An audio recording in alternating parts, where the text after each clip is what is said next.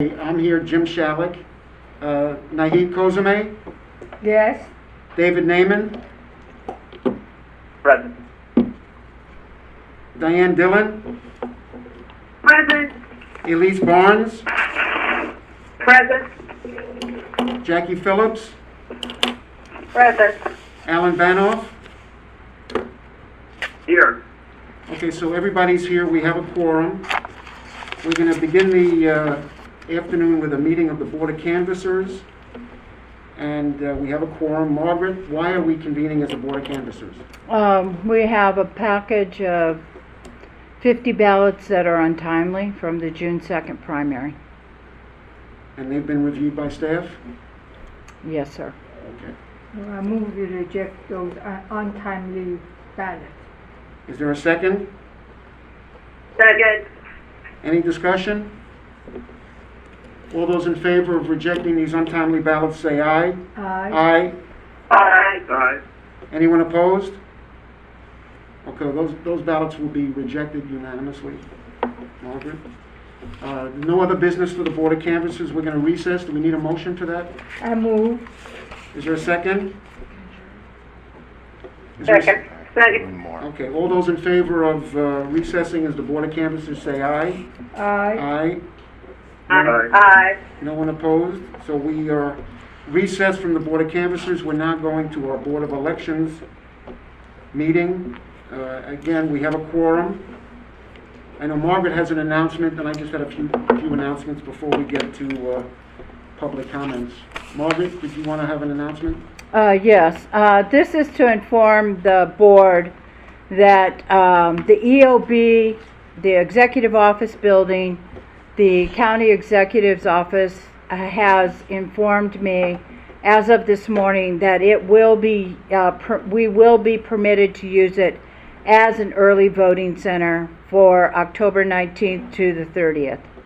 So the permit will not be canceled, and it will be active, and the facility is available.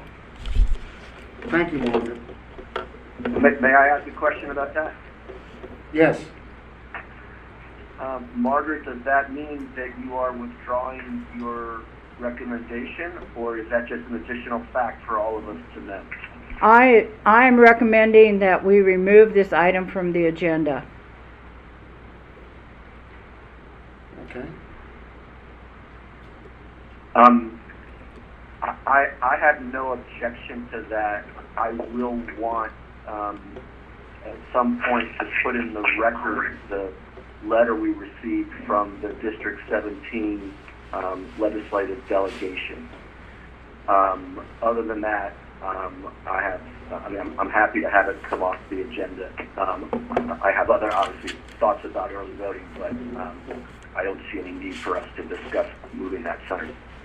To start with, we did not approve to go to the ballot center. We talk about executive office building is not available. We did not make any decision where to go. I'm not against anything, but this is the rule of the law.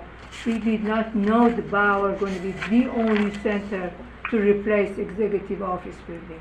And I sent an email to our question how we got that center versus other centers. So this should be, I agree with David, unless anybody else has any comments. Now, with Margaret's announcement, I would think that the discussion we had planned is moot Yes. Yes. with EOB. Yep. Any other comments in that regard? Well, like I said, Jim, at some point I do want to mention the letter from the District 17 delegation. I can do that later if you like, or I can do it now, whatever you prefer. Well, we've got, Lisa was telling me today we've gotten like 30 letters, 20, 30 letters. Emails. Emails. They would be attached to the record because They'll they're all be related. attached to the record? Yes. And the letter David's talking about and all Yes. the other comments? Because it was The sent to letter I'm talking about is from the state senator and the 3 delegates from District 17. Yeah, that's all going to be part Yes, of our record. it's all part of the It's record. actually on our website. It's on our website now.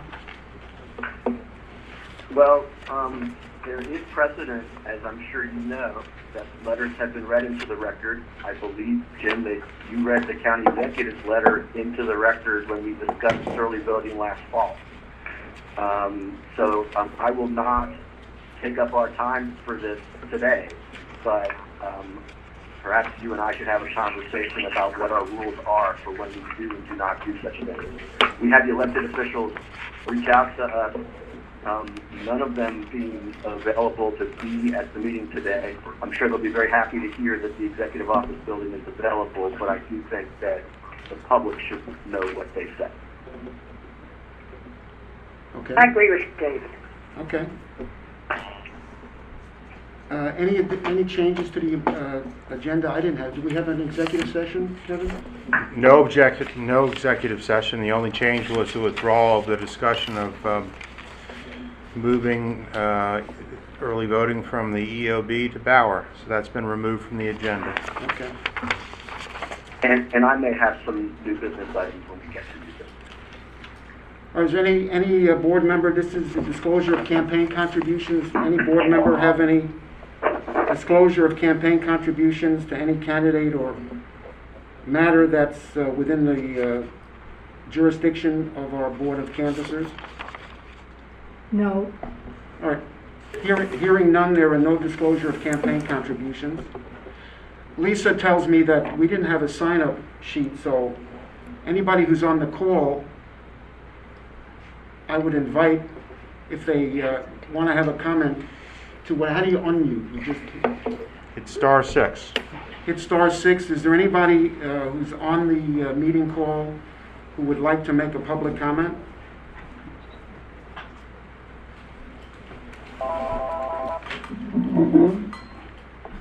Is that a *6? Do we hear anybody? All right, there's Okay, no. no response, so Yes. we'll move on. Margaret, you want to give us your election director status report? Okay, yes, personnel. We are in the process of trying to fill the voter services manager position. Allison is working with human resources to fill the recruiter trainer manager. We have to get a position exemption. John Chapman retired out of operations the end of last month, June 30th. We are bringing back recruiters and trying to fill recruiter and trainer positions, and Allison is leading that up as we prepare for the November 3rd election. And we're also reviewing the staffing for voter services and any needed equipment that we may need for voter services in light of the increased amount of work we anticipate having to process these absentee ballot applications or vote by mail applications. So that's where we're at with regards to personnel. Going on to budget. Kara? Kara, are you on? Hi, yes. Good afternoon, everyone. You received a copy of our FY21 approved budget. Can we make her louder? Kara, could you speak up? We're just entering fiscal year. Karen, can you speak up? It's Sorry, did I miss something? no. Could you speak up, Kara, please? It's Hard to hear you. yeah. Thank you. Sorry, we haven't really begun to spend money this year. We're seeing our expenditures. So you really just see our approved budget thus far. And we don't have the FY budget finalized just yet. We're still receiving expenditures and invoices, and so I hope to have something to you by August, the August meeting, to show you. I do want to mention that we received our fourth quarter bill, and so our expenditures to date, that's not something that's been on here, but our expenditures to date for SVE is $2,343,842. And that does not include about $820,000 that's encumbered, and that was an estimate for the cost of absentee ballots and postage.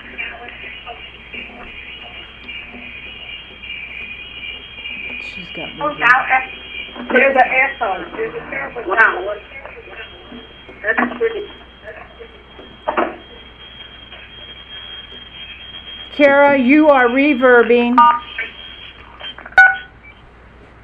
So, before we close out, so these are just some of the things that we're talking about in terms of closing out the previous year and starting the new year. Before we close out FY20, I expect that the SCE total charges between the equipment rental and the absentee ballots, our total SCE fees and charges will be over $3.1 million. Wow.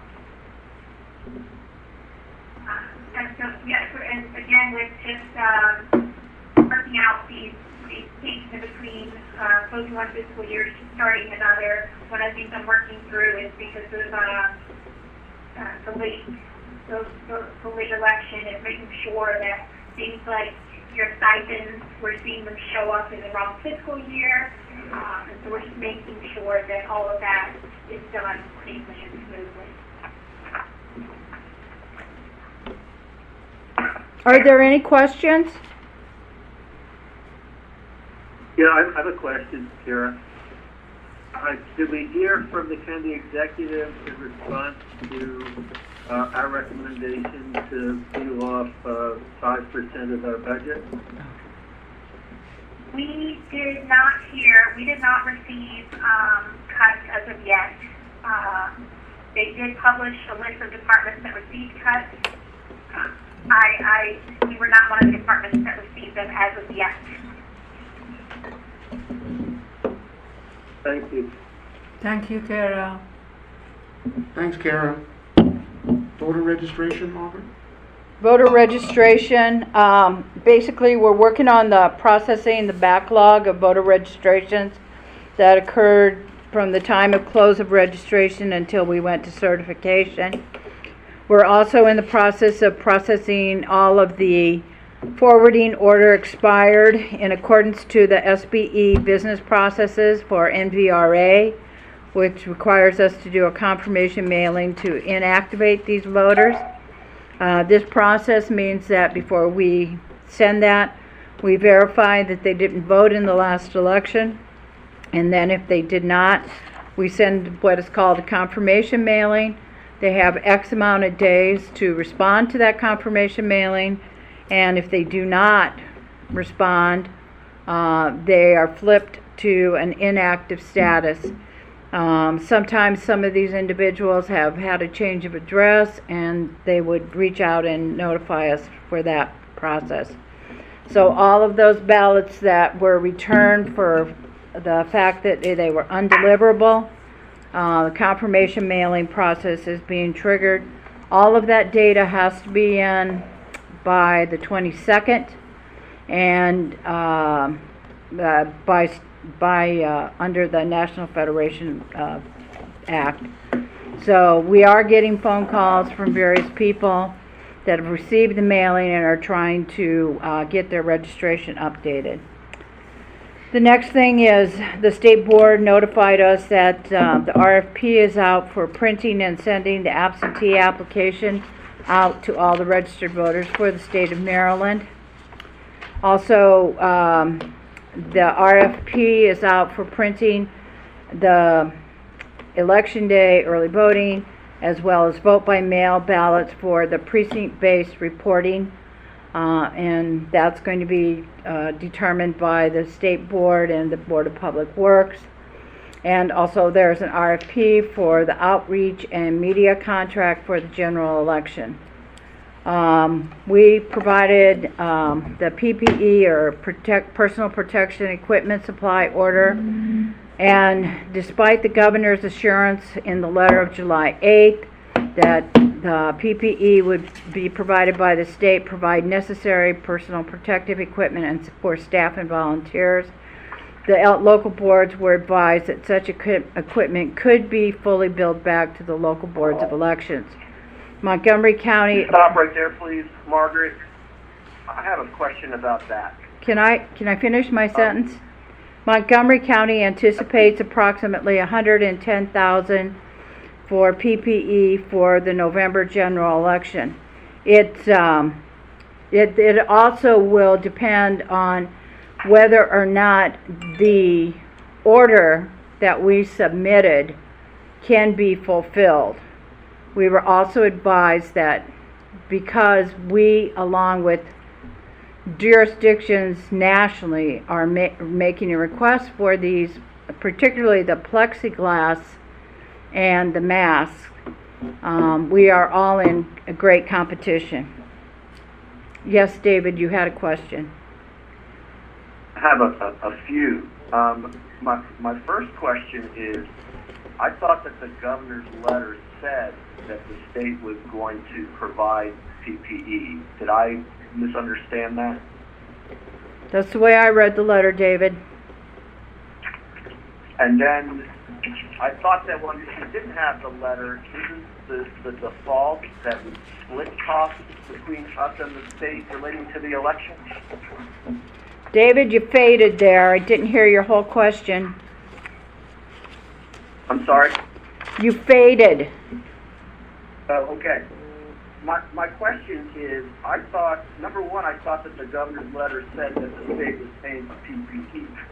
Number two, I thought that if we didn't have the governor's letter, that the default for election expenses is that it's a 50-50 split between us and the state.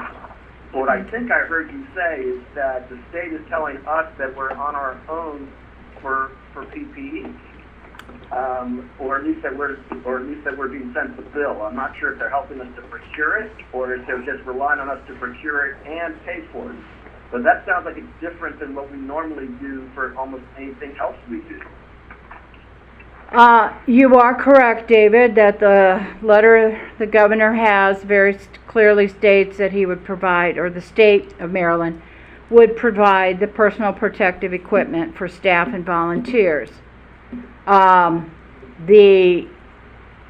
With regards to the local boards having a split of 50-50, yes, that is what has been done traditionally. But I think the key word here is in the discussion, and I have to tell you that all of this is very, very fluid, but the state did say that it could be billed back completely to the local boards of elections. This information was shared with the Maryland Association of County Officials, and we're hoping that not just the local boards, but the county association, Maryland County Association, will definitely weigh in on some of these costs and expenses. And quite honestly, the other big issue when it comes to particularly these plexiglass things is even after we get them delivered, the question is where are we going to store them? Because I certainly, this department does not have space to store, I think I ordered 1,300 of these plexiglass stations for all of our polling places and early voting sites. And we definitely don't have space in our basement warehouse. Margaret, is the 1,300 based on every election day polling place? Or, No. I mean, how many pieces of plexiglass is needed per polling place? There's not one, there's no one answer to that question. I can tell you that every check-in station needs a plexiglass shield. The ballot issuing table needs a plexiglass shield. We want one plexiglass shield for the chief judge's table. So it just depends. That's part of the discussion that we'll have a little bit further in the meeting, discussing the whole equilibrium. I would only say that as far as the PPE is concerned, obviously all of us at any level of government want to ensure that we have enough. But I'm not sure that it makes sense for the local government to be footing the bill for this, given the way that we got where we are. And I'm hoping that we can find some way to get the state, if not to pay for it like the governor's letter suggested, at least to assist, because and hopefully to assist us in procuring it, because it sounds like that's going to be quite the task as well. Yes, David, I did place the order through the State Board of Elections. Marty, before you leave the subject, I can go back to the RFP. Which RFP? Well, all of the RFPs. Yes, The sir. question I've got is has the state cut sea change loose? Alan, I lost the tail end of your question. Has the state cut sea change loose? I can't answer, I don't know the answer to that question. We can follow up and We'll find out. that more next week. Okay. No, we'll check it out. Are there any other questions? Okay, so I'm just going to keep going. SBE is going to be riding on our coattails with regards to our SMS texting feature. This is very important, and we're very supportive of this because it autofills the voter registration or absentee/vote by mail application. It improves the efficiency and quality of the accurate information from the voter. One of the most significant points of failure with written forms is illegible handwriting. We spend more time on paper forms because of poor handwriting than anything else. So if we can have them utilize an automated process directing them to the State Board of Elections website to fill out that form so that they correctly put in their name, their address, their date of birth, an address, that definitely improves the probability of our being able to process it. Also, the State Board is exploring, actually I believe it's no longer exploring, they are establishing a data processing center for all absentee applications. On the Friday, the 24th, there will be some software changes that are going to be implemented, and we will be getting more information on this on Thursday. So I'll keep you posted. The state. Hey, Margaret. Yes. Can I go back for a moment to the SMS texting feature? Yes. When you say the SBE will be riding our coattails, are we providing them with, kind of the technology as to how to do it? Are we providing them with scripts? What is it that we are providing? No, they're just going to use the 77888 and text it, and then what happens is it pops up and it goes straight to the State Board's website. It's not specific to Montgomery County. Well, it's specific in the sense that it comes Can it be up. doing what we did for the primary? Yeah, I think I heard your question correctly, so I think I'm going to answer yes. My question is, are they doing what we did for the primary? So my biggest question is, what are we charging them for all the beta testing we did for them so that they could do this in the general? I hadn't really explored that, but we can certainly have Kara work up a bill and have them deduct it from the millions of dollars we owe them. Yeah, I mean, I think that if, especially if they're charging us for PPE, we should be charging them when they are. We obviously did a lot of work on this. I think it was brilliant. To be able for people to be able to use their phones in order to do this. And if the state is adopting it, that's great. But they seem to have no trouble with charging us for things, we should probably charge them for this. Okay, That's just one member's opinion. okay.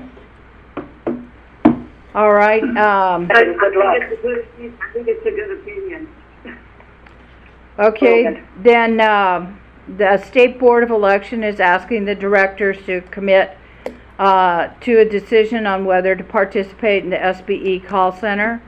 Montgomery County will decide once the decision is made by the county to allow us to, hire. We are under a hiring freeze, and with the current staffing levels, we would not be able to process absentee applications, process voter registrations, and answer just the regular phone calls on absentee if we don't have additional staffing.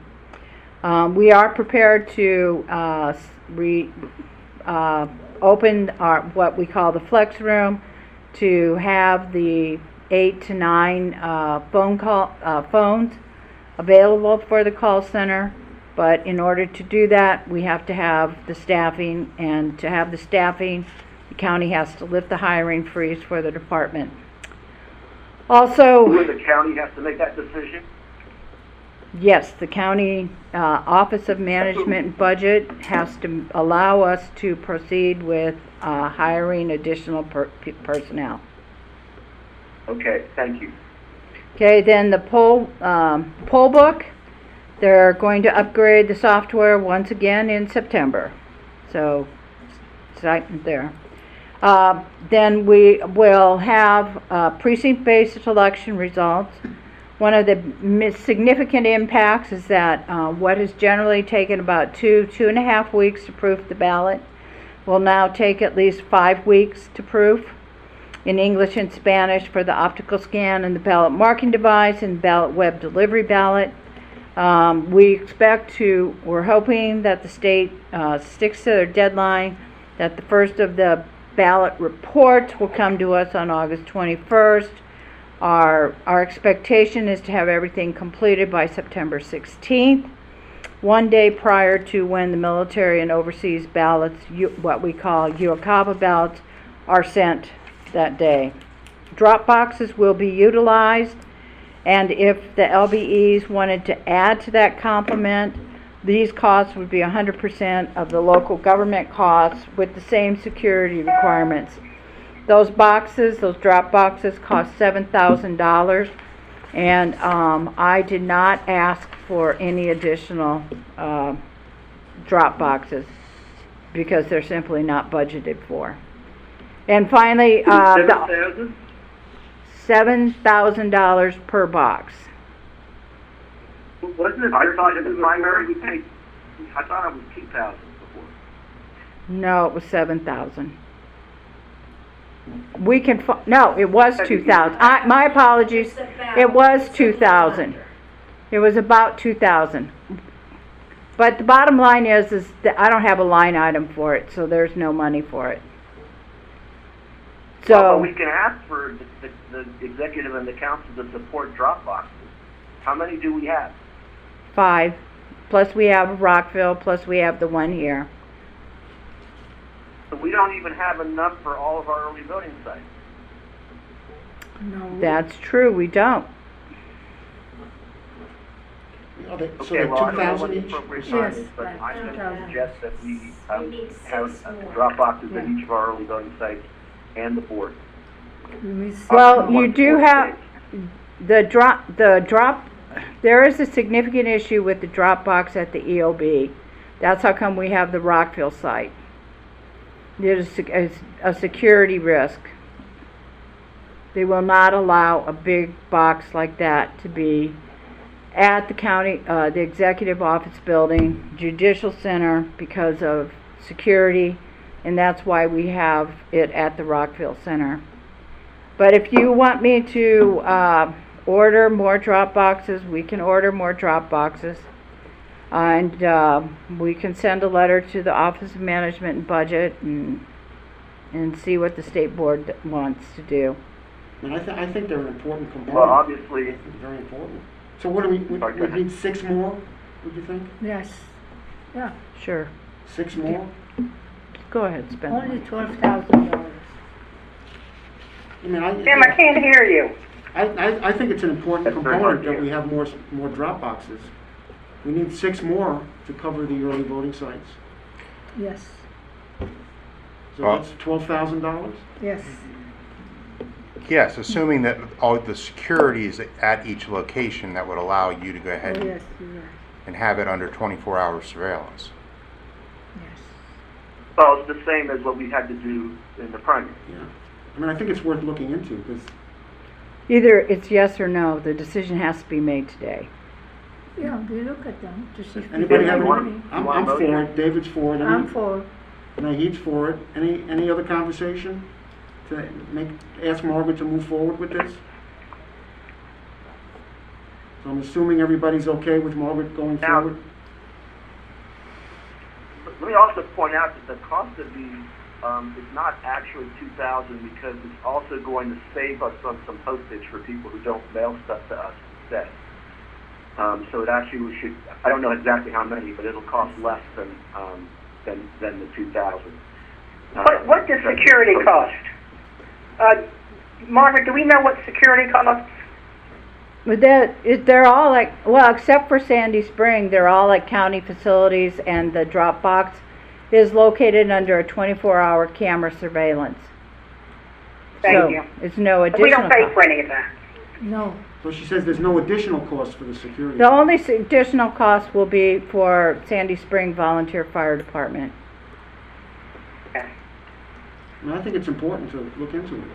I think- No, it's not look into it. It's, you No, tell do me it. that we Do it. have to do Yes. it. I'm gonna have to go to the Office of Management and Budget and Right. say, you wanna spend this money. And then I have to then order it through the State Board of Elections. All right. Yes, you are the one. Let's get a motion. I move Margaret go ahead and request David, more. No, that's okay.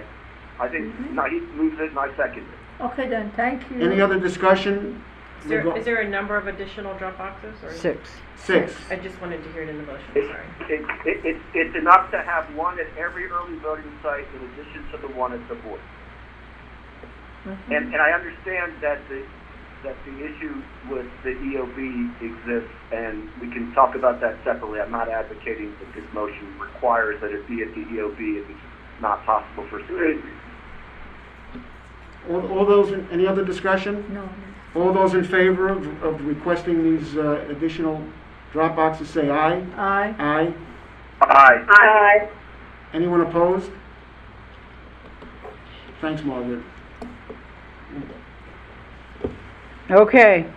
Finally, all the post-election equipment maintenance and inventory must be completed by August 31st. And we've been directed that all the unused ballots that, for the primary to be shredded as quickly as possible so that we can begin to make space for the ballots that are coming in. So these are ballots that were never used. They have nothing on them, and now they're just taking up space. And that's my report with regards to the state board. Board attorney? Yeah. Well, let me just ask, Margaret, I may have missed it. Do we have a time frame as to when the state is mailing out the applications for absentee ballots? No, the RFP is still out. Okay, No. okay. So there, as you know, the Ficker petition was submitted earlier this year. Mr. Hanson, the county attorney, has been advised that the wording needs to be drafted and approved for that particular petition. I've also been told that another petition will be filed by the end of the month that will establish 9 councilmanic districts with no at-large seats on the county council, and that should be filed by the end of this month. Simply by way of review, for a charter amendment in Montgomery County, there need to be 10,000 valid signatures. In other words, the signature must meet the requirements of 6207 of the election law article, that the person has their full name as it appears on the voter registration database, or their surname of registration. The board will have 20 days to validate those petition signatures, at which time the election director will issue a determination as to how many valid signatures were collected. If anyone feels aggrieved by that decision, they then have 10 days to file a petition for judicial review in the Circuit Court for Montgomery County. If indeed the petition is filed, I will reach out to our administrative judge, Judge Greenberg, to alert him that a petition case may need to get fast-tracked through the Circuit Court for Montgomery County and to the Court of Appeals. And that's the only thing I need to report, have to report. Thanks, Kevin. Margaret, we'll talk about the general election. Okay, so we struck the early voting discussion and going on to the polling place update. So at this time, we've reviewed the number of polling place locations. They're primarily public facilities, and while we do have access to these public facilities, the problem is that we have a election judge availability issue. So in order, just to kind of give you background, so the governor letter was disclosed on July 8th, and so we had an emergency staff meeting all day on July 9th, in which we started identifying, you know, where we need to begin to plan this election on November 2nd with early voting, with election day, with this mailing of absentee applications, and under the rules of the pandemic with social distancing. And so the first thing that we needed to, so we, as I said earlier, or maybe not, I've said so many things, I had asked Chris to begin the process after the primary election to reach out to all of our polling place locations to determine which ones would be made available. So she began to compile that list. Then, once the decision was made that we would have a traditional election with election day and early voting, we needed to find out how many of those individuals that had signed up to serve as an election judge would serve. So we have a pool of voters, approximately 4782, who were sent a survey. We had a response by 2451, and those affirming that they would serve was approximately 1,269 people. That includes our students. Now, when I say that, I mean not our future vote students. I mean those individuals that are 17 and 18 years of age that have in the past signed up to be election judges. So then I asked the recruiters to break down for me where we had these election judges available. So then we were able to identify that 96 of our precincts had less than 0 to 5 individuals available in that precinct to work. And they are primarily in election districts 1 and 2 are the northern part of the county. So 1 would be Laytonsville, election district 2 would be Poolsville, kind of, and a little bit of Clarksburg. 7 is Bethesda, Chevy Chase. 12 is Damascus, and 13 is, that's just our gigantic precinct. So, but really and truly, all precincts were impacted.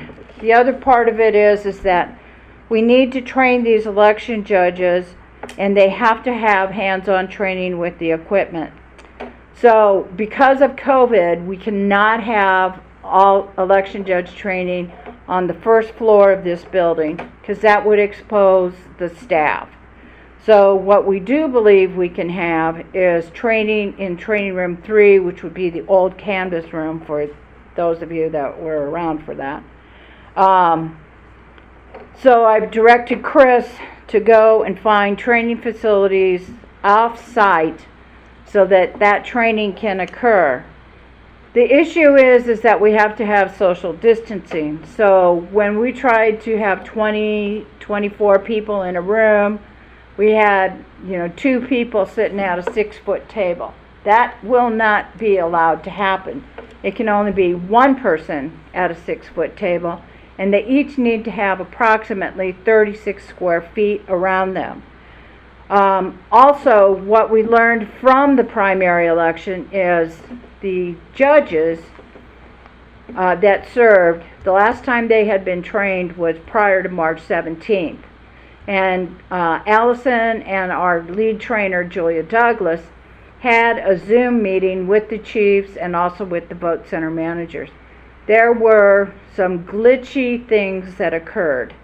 So what we know today, overall they did a great job, but so please don't take it any other way than that. But it became very, very apparent that hands-on training with the equipment is critical for a successful election. So that means we have to have individuals come in and touch the poll book, work with the ballot marking device, work with learning how to pull the correct ballots, and making sure that they assist the voters with regards to scanning. So what we're going to do is try to break this up into 3 parts to minimize the amount of time that the judges have to spend in person-to-person contact. One, we always have the pre-quiz to qualify the individual, in which they have to read, I believe, the first 4 or 5 chapters. And then they take a quiz, and once they take the quiz, then they can sign up. We are looking at an interactive model so that the election judges would go through various chapters, which would take the place of the lecture aspect of the training that we have historically provided. And so we purchased some software. We've got it on a 1-year basis. It was relatively inexpensive.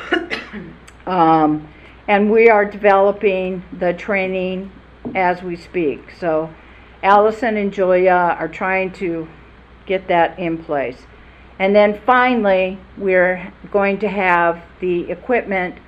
We're going to locate it only at 2 or 3 locations and have continuous classes going on until right before early voting.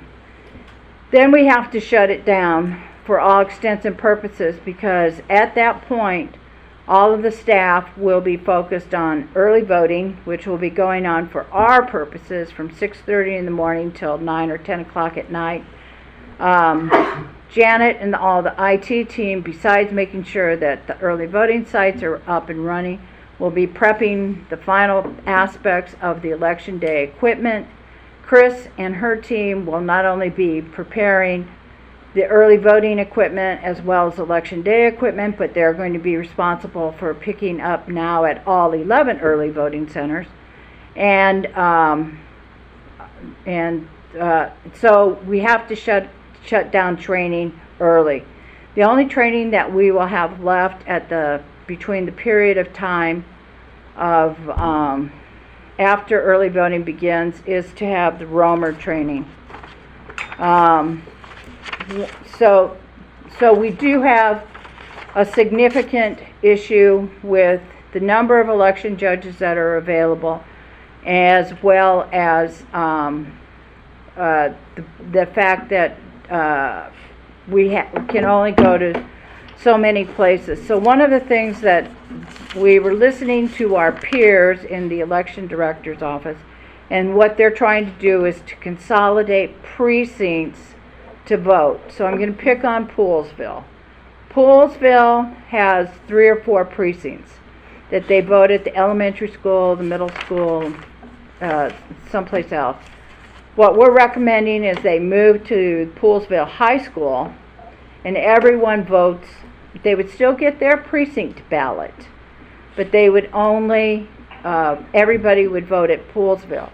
We would then be able to take the number of election judges that are available for that area and place them at in this example, the Poolsville High School, so that if we have a large number of individuals that have decided to vote in person, we can minimize the aspect of lines. All of this, whether we keep all 199 polling places open or we consolidate to 75, we are required to go through all of the schematics to put in the equipment in such a manner that it is accommodates the social distancing in line with the COVID-19 CDC guidelines. And so that's what we need to do. And then we have to then modify the number of election judges, as well as anticipate some of the behaviors that we anticipate seeing, particularly at the new choke point, which would be the ballot table, because of several precincts voting at one particular location. The other reason we want to stay primarily in public facilities is to reduce our costs with regards to sanitizing the facility in advance of our arrival and then after. So the locations for polling places, the schematics have to be reconfigured for social distancing, safety of the election judges and the voters. The election judge complement allocation has to be adjusted for the number of available judges as for social distancing. So I'm asking for the board's thoughts on this, because we, Chris, I, Mary Beth, and Louise spent 4 days reconfiguring every polling place that we could get into, and we only got halfway through it, and we don't have a lot, and we haven't even begun to touch the election judge complement. So this is a huge project, and that if we're going to be allowed to do 75 consolidated locations, then we need to do that also right now, so that we can then look at the election judge complement, look at the equipment complement. And again, what we're trying to do is put enough people and equipment in the location to minimize potential lines. But with the number of election judges that are available at this point, the reality is that if greater than 20% of them decide to show up at a polling place, we can expect lines. We are working with different organizations. Dr. Zlea is becoming Mr. Zoom. He is on the phone or on the computer, talking to every group possible, trying to get people to either sign up to vote or encouraging individuals to sign up for an absentee application. One of the things that we're going to do is to try to make the vote by mail application process more of a presence on the front page of our website. And that's something that Janet's working on. We're also working with McGeo, the county, the teachers union, to try to get as many people as possible that could possibly serve as election judges. And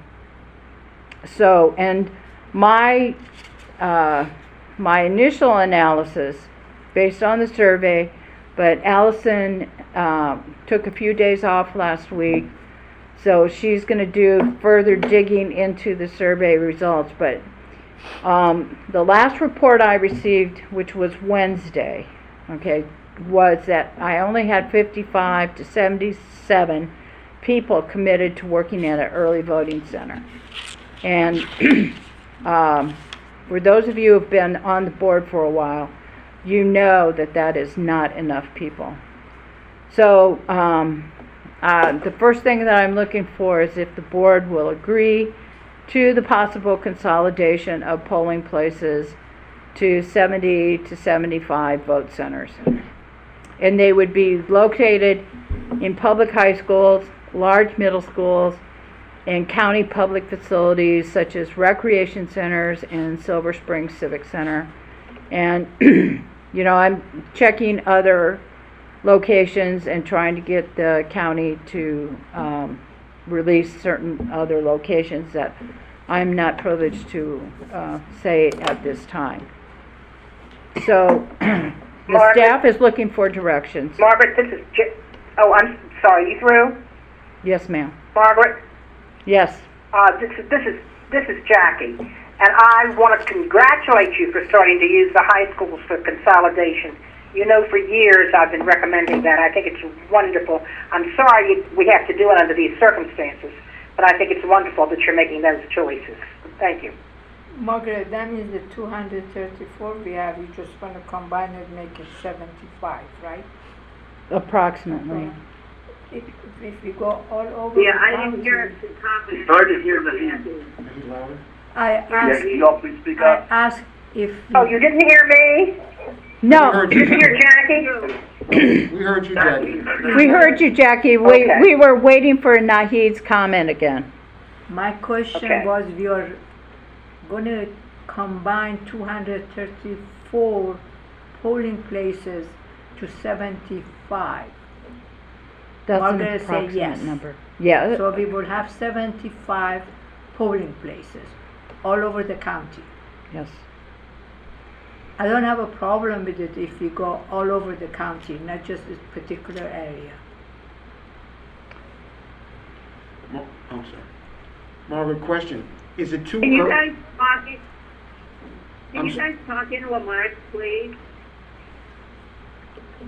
No, Naheed said, well, Mark, you want to repeat what Go you ahead. said? You Yeah, no, Naheed said that she has no objection to Margaret's plan as long as the sites are, you know, distributed around the county, not in one particular area.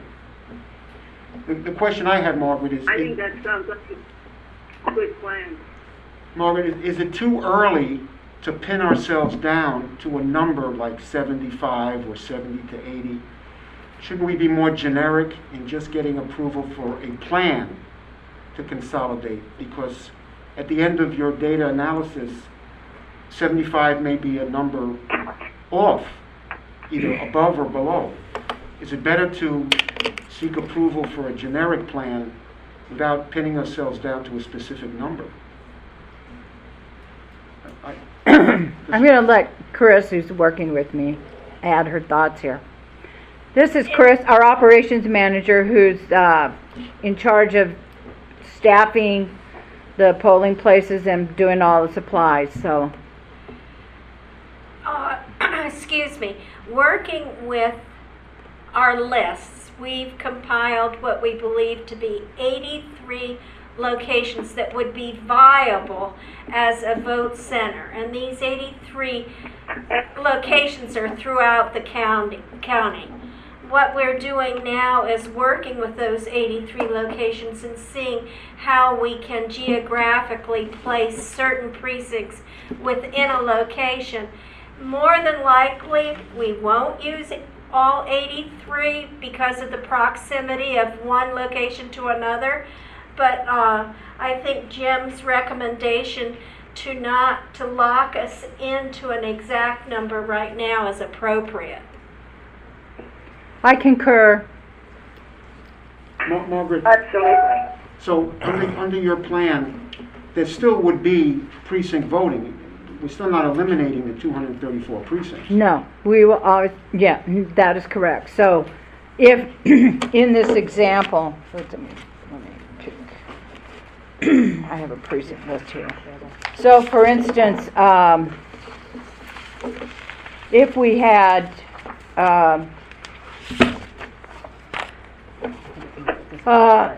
Poolsville, I'm picking on Poolsville because it's easy geographically to imagine that.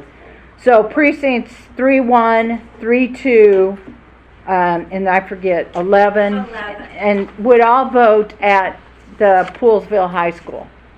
So what would happen was that the operations staff would prepare one location, but there would be precinct ballots for precinct 0301, precinct 0302, and precinct 11 dash aught.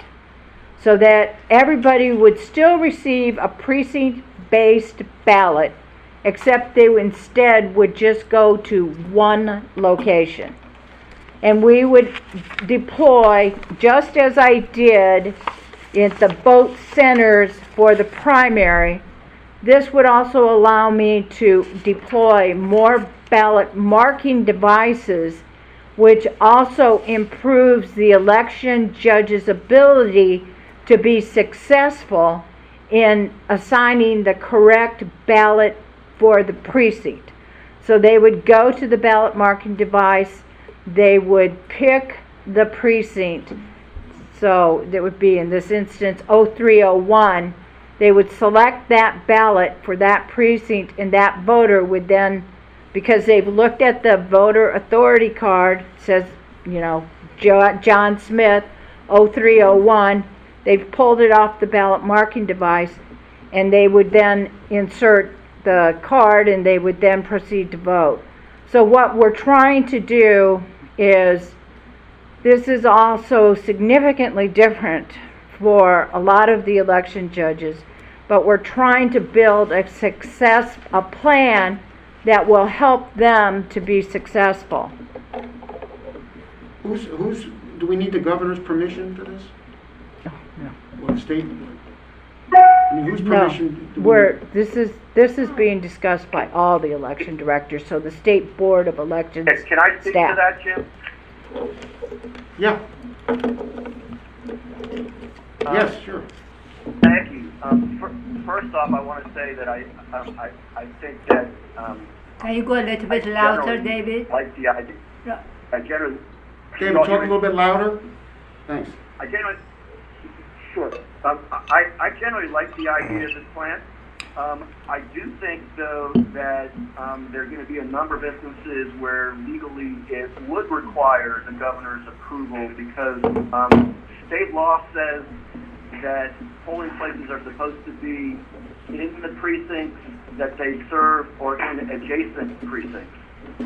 And while I realize that we may have a number of them that will be in adjacent precincts, I can't imagine that if we're going to have 30% of our normal polling places, that they will all be in adjacent precincts to the ones they are serving. And so I'm not sure that, we have kind of the state law and we have the law of nature. I mean, the law of nature is we're not going to have enough people to have 200, we're not going to have enough PPE, enough election judges, et cetera, to have our normal complement of polling places. And I think it makes sense to try and combine them. But I do think that the state law does not anticipate our being able to do this except in adjacent precincts. And I would think that we would then need to get the governor to weigh in. You're in discussions with, that's a good Yeah, question. Well, there are obviously. Jim, Yes. I was wondering if the board would Jim, I allow have a Kevin question. Karpinski to make a comment on a this. legal question. Can the governor give us a, Waldorf MP? What? No, some, Can the governor give us an exception? Can the governor do that? Is that legal? I think this Kevin? is- Yeah, Jackie, the governor can, and David's raised a good point. This is at its infancy. This is the staff asking the board if this is a concept that the board is willing to entertain, and obviously there's some legal logistics we're going to have to work through, and then there are going to be some logistics in terms of how we're going to combine certain locations for these vote centers that are still going to remain their own independent precincts. But before heading down that path, which is an extensive and complicated path that the staff's going to have to do, for now, it's just, does the board think this is a good idea, and would it be supportive of the staff moving forward with it? Absolutely. Do we need a motion, Kevin? I have a question. This is Elise. Does this plan assume that the schools will be closed?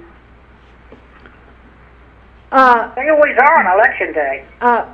Just so you know, statutorily, the Montgomery County Public Schools must be made available to the Montgomery County Board of Elections. So they have been told that which facilities we already need to use. We have alternate election day precincts in case of some sort of catastrophic failure. So that list went to the school system long ago. Chris has been working with the school system continuously, reminding them that we have an election on November 3rd, that we're going to be delivering equipment on certain days, whether they're open or not, to the school students and public. They will need to be open, available to us to deliver our equipment, get it into the room, and open on election day, and then let us back in to get our equipment out. That is a statutory requirement. Even in a health Okay. crisis? And then another question I had is with regard to cleaning or sanitizing or whatever is done in terms of prior to them coming into the building. Do we have some sort of agreement or some sort of plan for? That's a requirement. If we go into a public during school, the day before? if we go to a public school, they have to provide that. That's their legal statutory requirement. That's how come I'm recommending on that. that we use the schools, because when we left the activity center at Boar Park, we had to pay the sum, I forget how much money it was, but to sanitize the gyms after we left. So I'm trying to keep the expenditures within the county revenue flow. Margaret, to follow up on that though, as Kevin just said, there's the legal requirement and there's the logistical requirement. And I agree with you that the school system is legally required to provide all those things for us.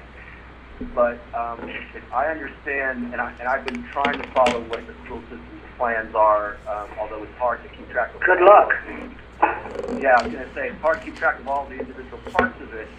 But my understanding is that at least one of their plans was to have their biggest cleaning day be Wednesday. And that they were going to have some students in on Mondays and Tuesdays, and other students in on Thursdays and Fridays, and they were going to have, major cleaning on Wednesdays. And I think that gets to Elisa's point about what happens before we get there, because if we're going to be using the schools on a Tuesday, we obviously want there to be a serious amount of cleaning on Monday. I don't remember whether Monday is a school day, if they are in session at that time, because I know in some years in the past the schools have been closed on the day before Election Day. But I would think that would be among the things that we would want to make sure that the school system is doing. Yeah, and David, this is Kevin. It's on my list of things to do. This is obviously, this is newfound territory. Generally, we wouldn't have a situation where we'd have to have extensive cleaning of a school before we turned it into a polling place. And generally, the cleaning that would occur afterward would be very minimal. But that's obviously not going to be the case for this election. So we're going to have to work with Montgomery County Public Schools and the Department of Parks and Recreation for their buildings to figure out just exactly how this is logistically going to work, with the hope that MCPS is going to provide significant janitorial support in this endeavor because if they're back in school, they're going to be cleaning their buildings routinely.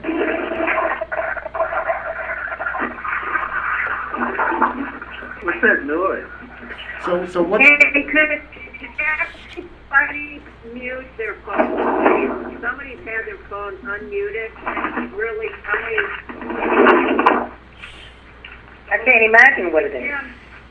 so what's before the board is, Their phone muted. so what's before the board is Margaret's request, I would think, for us to send a letter recommending moving forward with Margaret's recommendation to consolidate precincts without a specific number because of the issues. So who was our letter? That's my next question to Kevin. Why do we need a letter? I Just to thought- get Do you want to started? need a letter or no? It's No. a, Need your backing. For Steve. We need your backing right now. Just the backing now. we got your back, Margaret. I know, but I don't want to start doing all Yeah, this you're work right. and all of a sudden That's you right. guys say, Oh, okay. no, we're going to open, no, you need to open all Okay. 200 polling places. Didn't you already So you don't need it in writing or anything like that? Not at this time. Not at this time, but we're going to have to work with the state board staff, and probably the governor's office to expand his proclamation in terms of modifying some of the requirements for polling places under the election law article. get vote? Where are we? Do we not need a letter? Or do No. we need a letter? No, do No, we not. don't need a letter. We Go just ahead, need to Jim. make a motion. No, we don't. No, we don't. Kevin Go ahead, says Jim. they just want to know that we support this. I support. So I support it. Naheed, I'm going to take go around. Naheed. Yes, yes. David? I support it in concept. I want to see more of the details, but I support it in concept. Diane? Okay. Yeah, I support it. I want to make sure that they're distributed around the county, and I think it's a great idea to do this. If we don't have judges, we have to make sure that we can get some polling places open, and I say, go for it. Yes, yes. Elise? Yes, I support it. Jackie? Yes, I support it with special emphasis on consolidating in high schools. Okay, Okay. And Alan? Yes, I support it. okay. All right, Margaret, so you have the unanimous support of the board Okay. to move forward. Okay, so, just kind of, again, I would, the day after the governor released his letter, we did have a staff meeting, and then, the next week, we began to, we broke out into our different groups, the election judges, Roberto basically had his problems with developing a new strategy, and then the recruiters and their survey. So, and then we had some people take some time off, but in the meantime, in our first meeting, the staff made some general recommendations, and basically, the first one was that that vote by mail be the strongest message that we send out, and that we should take advantage as much as we can of the state board's messaging to encourage people to vote by mail, to complete that absentee application and get it to us as early as possible. We recommend the consolidation of the election day polling places. We'll get to whatever the number is, hopefully under 100. If we do not have enough of the early staffing for early voting, what kind of alternatives can we find? And that is a question with the state board, and we are in the process of asking the state board to do that. We will recruit from the pool of individuals that have not answered our survey to see if we possibly can reach them by mail or make cold calls to see if we can get further into that group of people that maybe they would possibly show up. one of the things that the election judges are asking now is what kind of personal protection equipment is going to be available. And right now, we don't have a complete package of what's going to be responsible or who's going to be providing it and identifying if these items that they need can be timely fulfilled. The other question that's being asked, and the board probably needs to weigh in on this, is we are being asked the question by some of the judges is if they're going to receive a hazard pay payment. Yeah. So, in the primary, we gave a payment of $100. And does the board want to think about that? But the question is being asked if they're, besides receiving their regular I move pay. that we do it. Okay, this will be a, can I Let do me want ask to a point question. out, that I do wish to I'd point like to out, ask a legal question. you have to Hold on, get, hold on. we will Can have to the get citizens sign OMB. a paper saying that they won't sue if they get it, like other places are doing? If they get the Only if we don't virus? want them to serve. Can you guys hold on, let Margaret finish what she's talking? Hold on. I just wanted to say that we're not, in terms of the election judge payment, we have a line item number. And if you choose to go over the agreed amount that we had told the Office of Management budget with this $100 hazard pay, then this will require us to send a letter to the county executive and the Office of Management and Budget to request this additional pay. We were in a different position in the primary because we didn't use as many election judges, and whatever monies that were left over from the election judges covered the canvassing, and so it was a different expense. I mean, there was enough money there. This time, there's not going to be any, we're going to run out of money. Jim, may I speak to this? David made a motion. Do we want a second to discuss it? Did you make a motion, David? Yes, he did. He did. Okay, I second, I David. did, and I'd like to speak to I it. see. My motion is that we give the same hazard pay in the general election that we did for the primary. You second it? Yeah, I second it. Any other discussion? I don't know if there's I would like to speak to it, but is there a second? Naheed seconded it. I second it. I, Oh, okay, great. I second it. Long time ago. I got it. I have a. Okay, great. So, a couple of things to say about this. First of all, this is a classic unfunded mandate.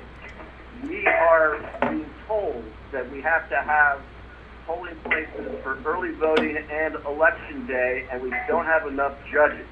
The only thing we can do in order to comply with that mandate to the extent that we can is to make it as attractive as possible for people to serve and give them as much incentive and as much information as we can so that they can make their own decisions.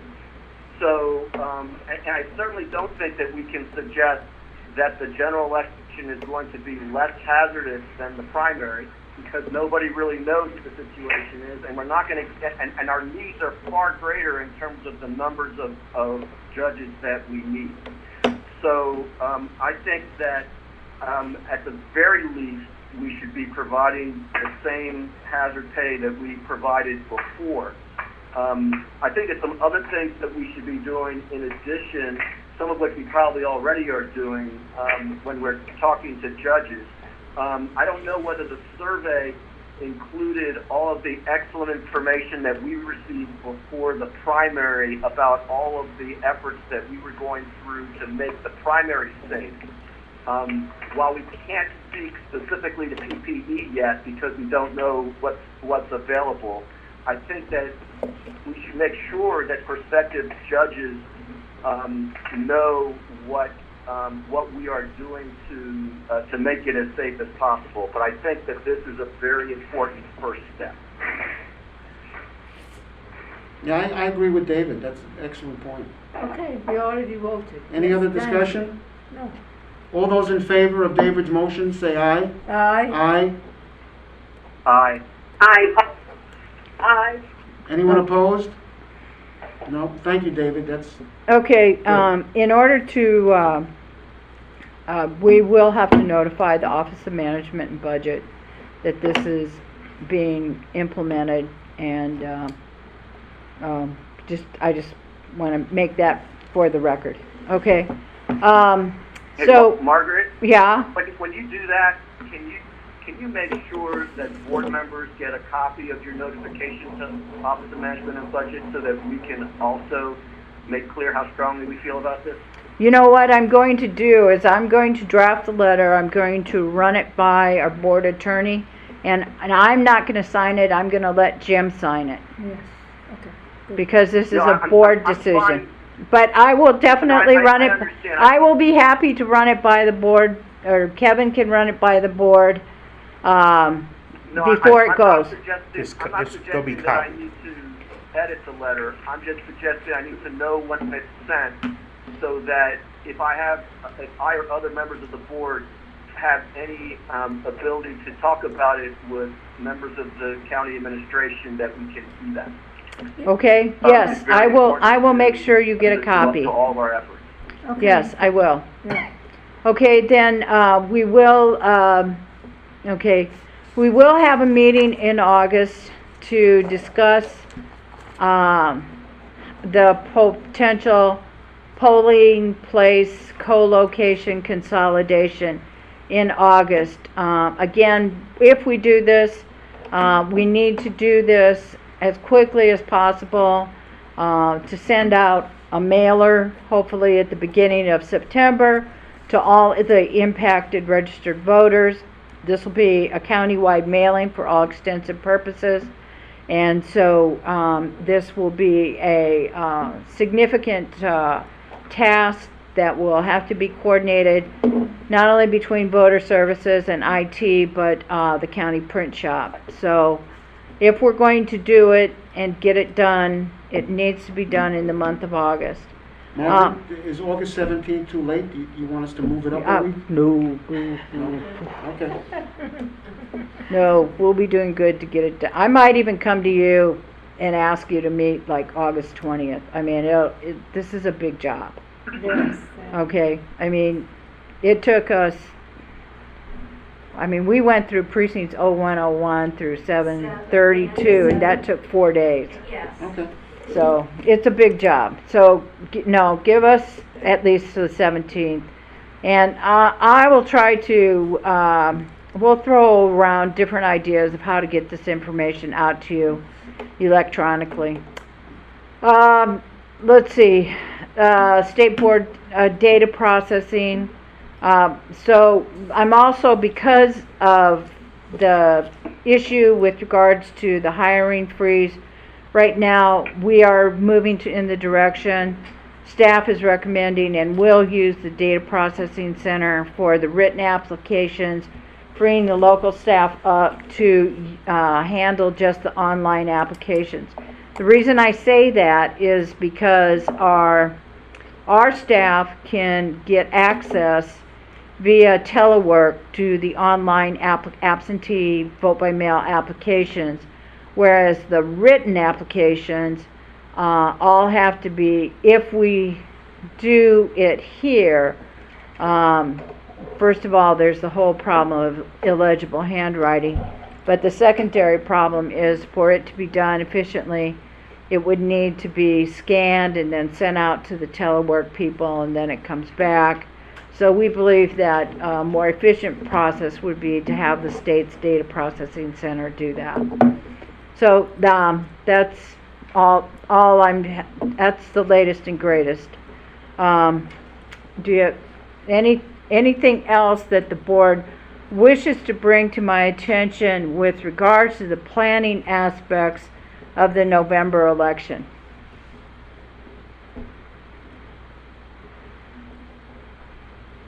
I have some questions if it's my turn. Okay? Jim, should I go ahead? Yeah.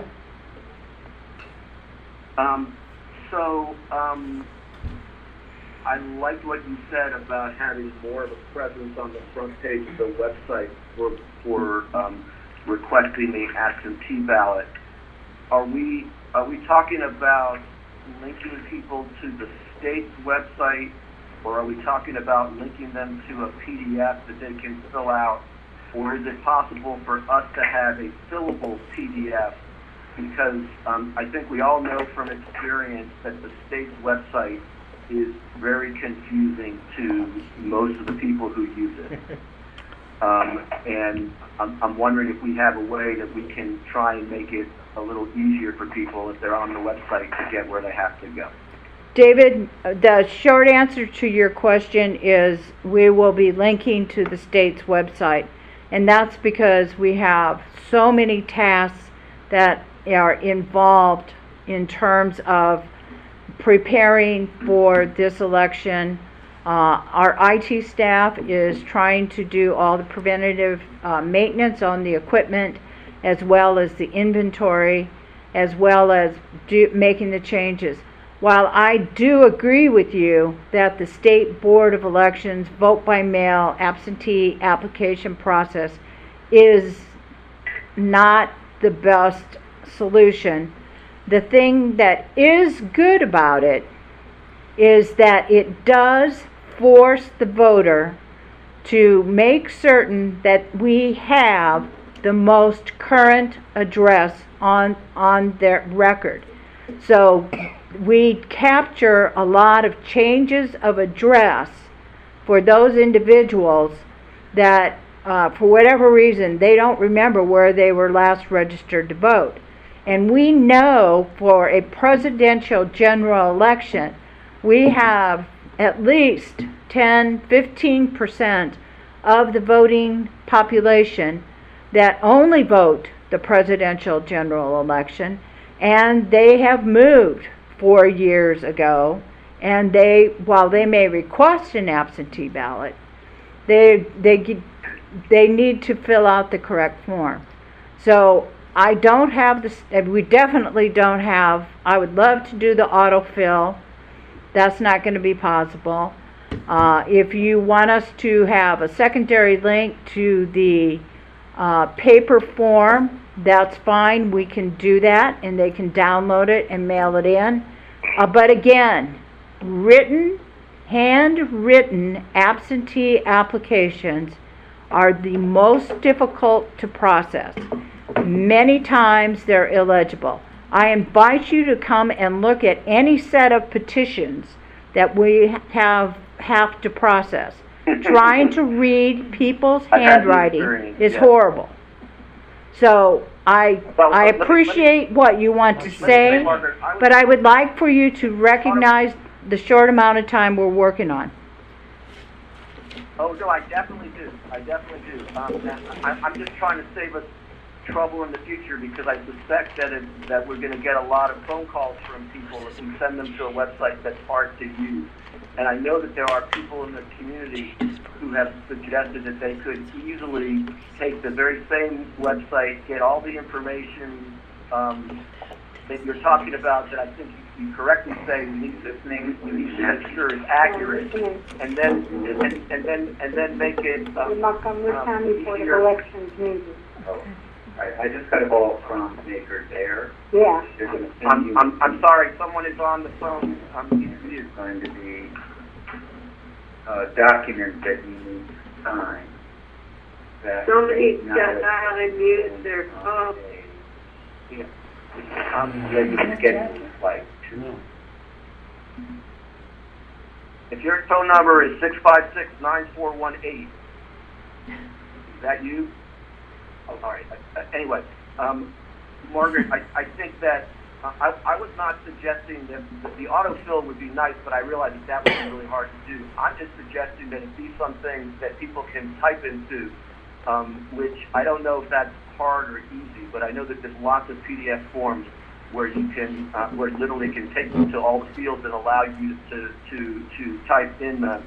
But anything that we can do to get the state to make their website more user-friendly would obviously be to our benefit. And I realize that they're busy too, but this is going to be, there's going to be hundreds of thousands, if not more, voters. There's going to be hundreds of thousands of voters in Montgomery County. There's going to probably be more than that in the state who are going to be requesting these ballots. So I think that it would be worth considering. The other thing is that the ballot at the moment, I think, gives people a choice between U.S. mail and electronic delivery. And I suspect that the average voter does not necessarily understand what the pros and cons of those two methods are. And I would love to have something, again, I know we have it in our FAQs, but it would be great if somewhere in that process, when people choose which of those options they want, let's make sure they know that if they're choosing the electronic delivery option, that they are on their own for addressing the envelope and finding an envelope, and they're on their own for postage, and that if they use U.S. mail, they don't have to deal with that, and obviously it also deals with duplication questions as well. I have another question about the recruitment of judges. Are we allowing judges to work early voting who are not working on election day?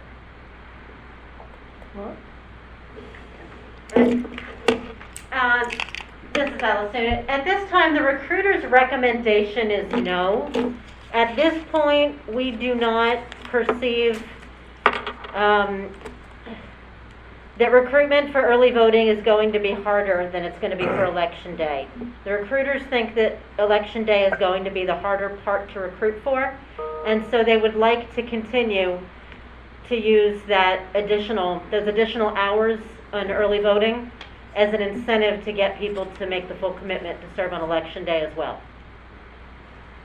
Well, as I heard what Margaret was saying, it sounds like we're worse off for early voting than we are for election day at the moment, or at the very least, it's at least comparable. It would seem to me that under the extreme circumstances that we are dealing with, that it may be to our benefit. Perhaps we can discuss it at our August meeting after we see what you're able to do between now and then. But it may be to our benefit especially for experienced judges who just can't do it on election day for whatever reason. If we are limiting ourselves for early voting, I'll put it to you this way: I'm not going to vote to take away an early voting site because of lack of judges. If we are requiring early voting judges to work on election day, I want us to try to get every judge we can for early voting and election day. But I don't think that we should be that stuck in our rules in this particular election, where it seems like we're kind of we're in a bit of an extreme circumstance in order to increase our election day judges. We're going to have a hard time recruiting enough judges for election day, no matter what. There's too many of them that we need. Get back to them in August. But since we haven't said exactly how many polling places we're going to have, we will have to adjust to our personnel. We don't have that option for early voting. The law says that we're supposed to have a certain number, and I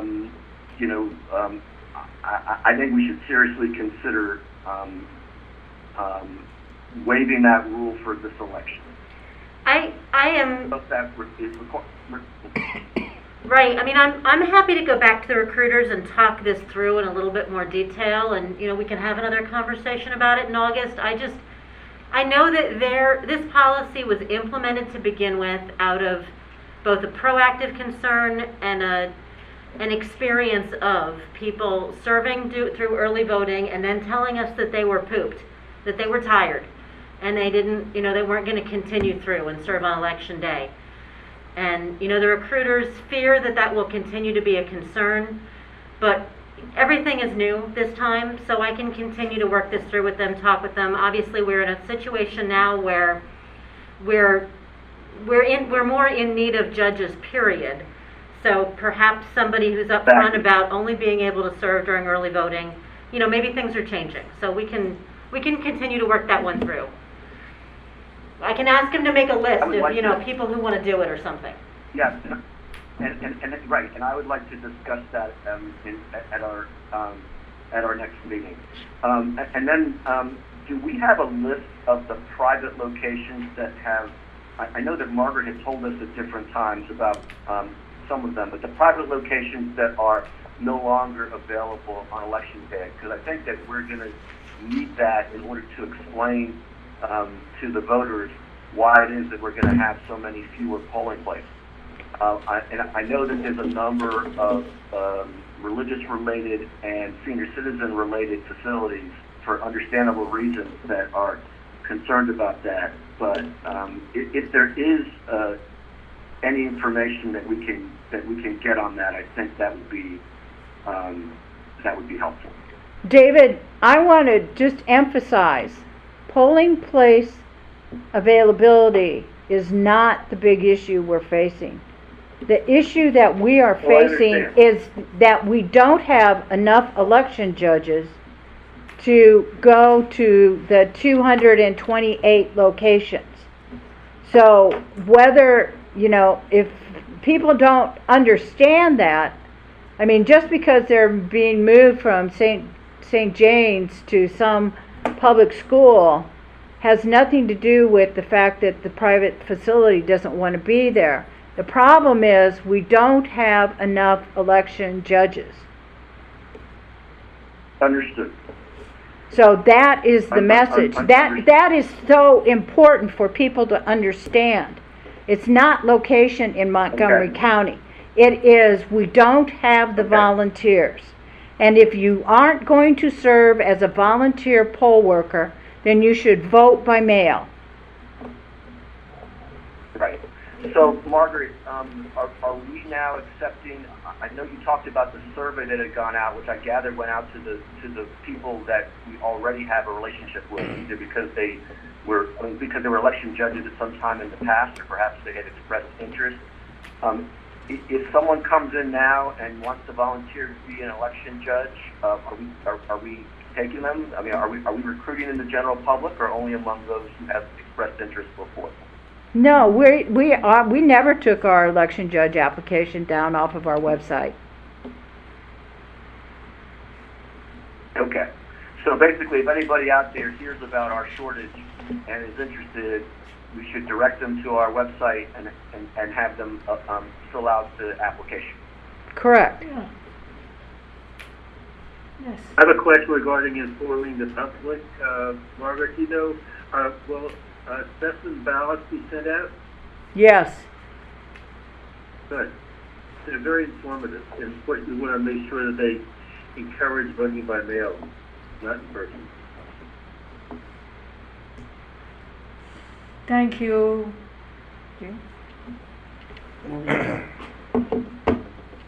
Yes, Is there anything anything? else, Margaret? Nothing else. Okay.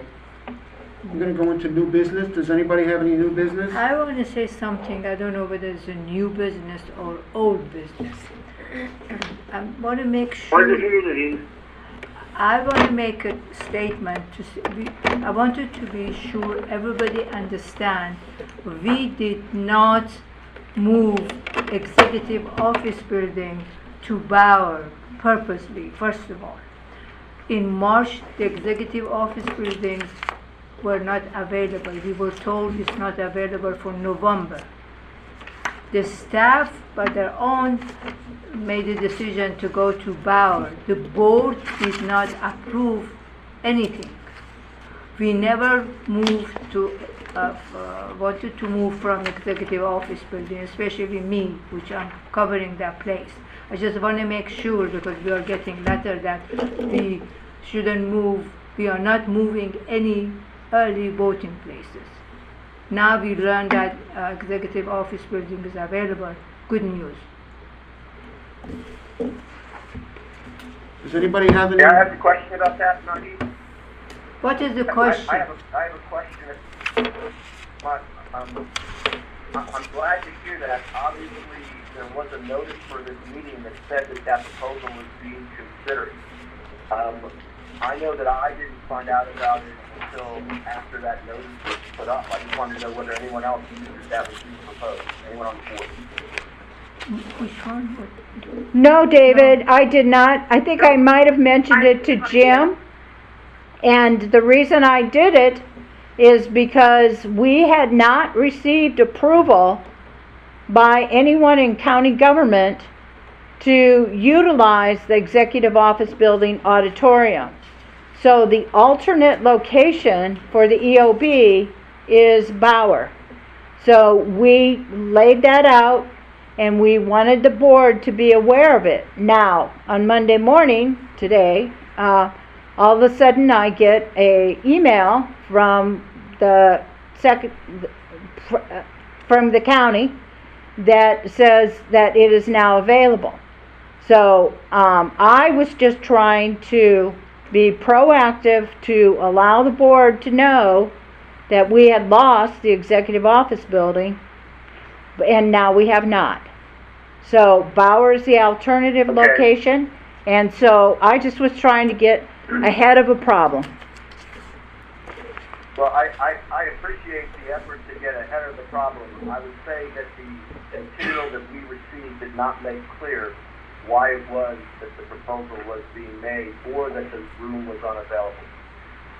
And so hopefully we can have clear communication in the future. Because it was definitely not clear. There was a series of pros and cons that were listed as if we were choosing between two locations, not that one of them was unavailable. That's right, David. That's why I And made I would that add- statement. I'm sorry? I'm saying that's right. That's why I wanted to be sure we did not move the voting place, early voting place, by choice. Just want something. I'm glad that that's the case. I think that it's a better result for everyone involved.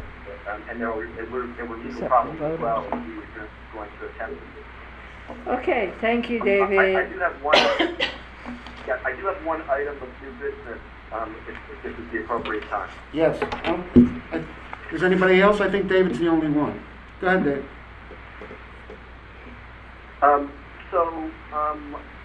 I would like to suggest that our board reach out to both the state board and the governor to, and I'll make it in the form of a motion if you'd like, but to make sure that he uses his emergency powers to allow us to start counting absentee ballots on October the 1st. Because otherwise, if we are simply following state law, which is all the guidance we've been given so far, we're not allowed to count absentee ballots until, I believe, we start on November 5th, which is the Thursday after the election.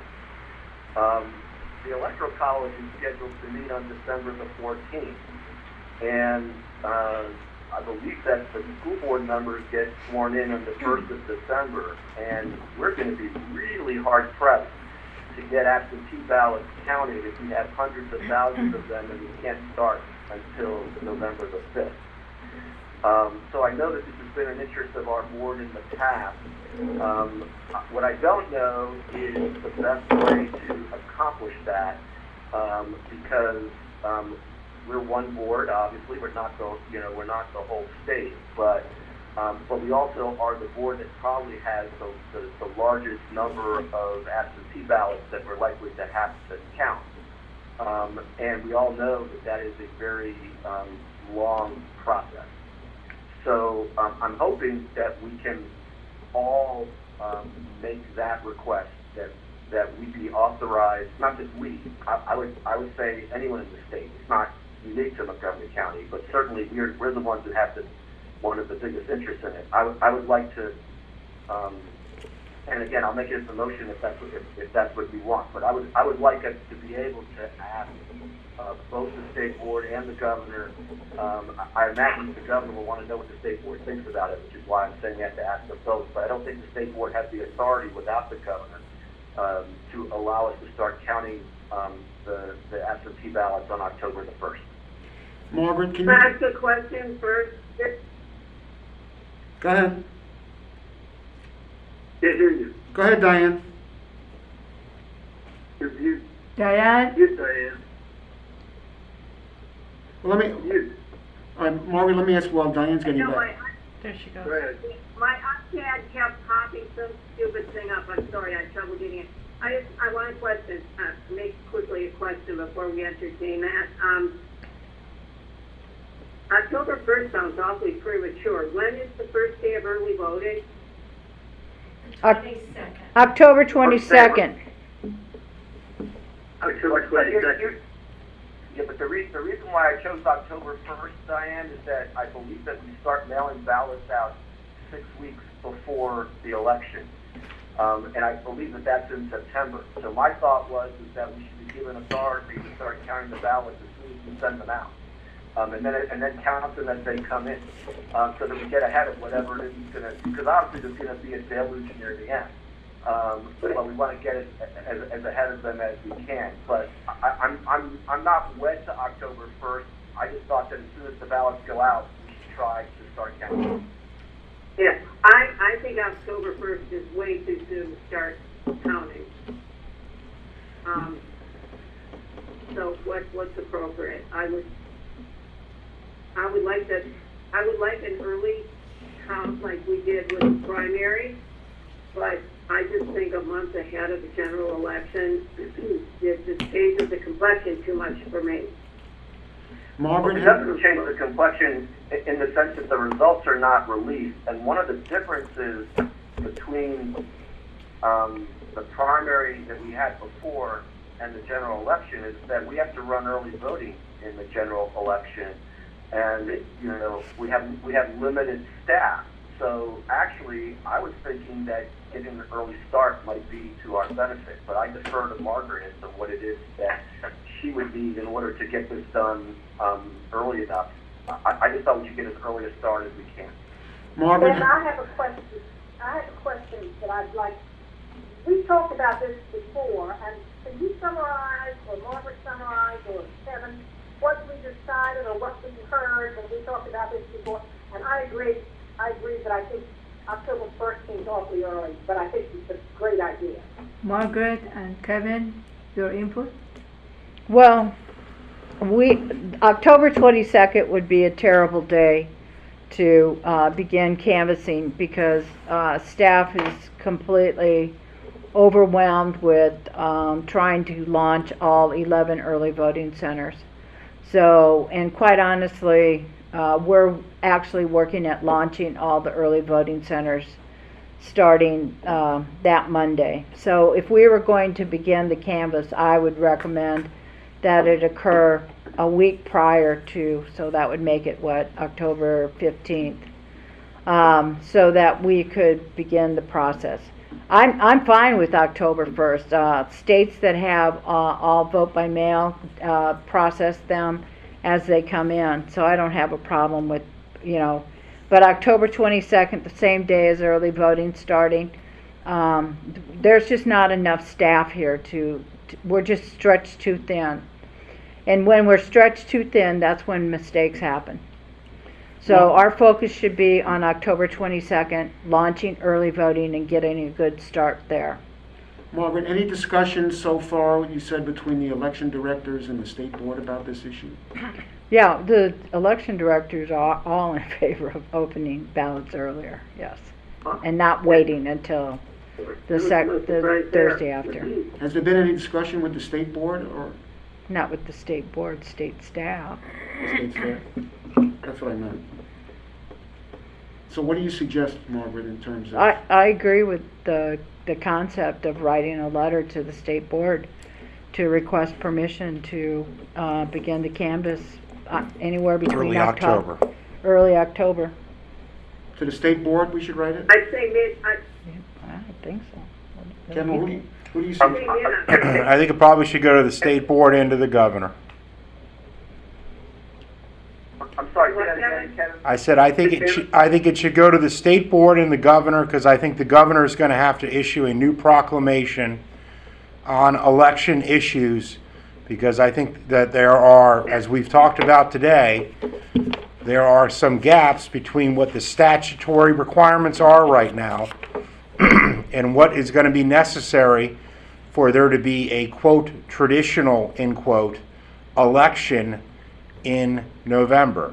I think there are going to have to be some modifications and some relaxation of the rules and the regulations that you typically would see if you're going to strongly encourage people to vote by mail, and you're going to have a scarcity of election judges. Then I think there are going to have to be some adjustments that are going to have to be made, and that will require some input from the state board, and it will require some approval at some level by the governor to at least direct the state board to authorize those changes. Then I think I'm ready to make a motion, Jim, if you are, and I'm just going to say that having heard what I say from everybody and realizing that this is likely to be a state decision and not one that's based on whichever calendar you personally pick, I would suggest that we write a letter that just says that we want the ability to start the process somewhere from early to mid-October, and then we can let the state officials figure out where that, where that fits in. So my motion would be that we write that letter to the governor and the state board. I second it. You don't think we should ask for a specific date? I don't, because I think that first of all, we just figured out that we all have different dates in mind. I think it's much stronger for all of us to be together. And then, secondly, I think they're going to decide on what the specific date is. I mean, otherwise, we could vote on what the date is. I still don't. I don't see why our starting our work earlier would be any different 2 weeks earlier or 2 weeks later. Maybe we have, I don't know whether we want to consider whether we want to only scan at certain points and do other kinds of ballot prep earlier or anything like that. I don't know enough about all the intricacies of the process to know whether that would make it different. I mean, Margaret, if you had the ability to do some of the process but not all of it, does that do you any good, or do you really need to just start in earnest? Well, Margaret just had to step out for a second. Let me just say, I would not pick a definitive date. If the past is any indication of the future, namely what we just went through for the primary, the dates were all wrong. The ballots were going to go ahead and be sent out, wrong. Yeah. The dates that we were going to be able to start doing the canvassing on the 22nd, we didn't have any ballots. So, I mean, I don't want to sound gloom and doom, but the reality is it's very hard to go ahead and have a definitive date when the dates often change. I agree. But Kevin, then we missed the chance to argue with each other on which date. I know. Well. All right. Then I would stick with early to mid-October, and like I said, I think that others will probably end up having to make that decision. Is there a second? I know that it can't be done without the governor's involvement. I second it. Yeah, we had a second already. Yeah. Any further discussion? Discussion? Yeah, I think early is too early. I think if we're going to say a definite time period,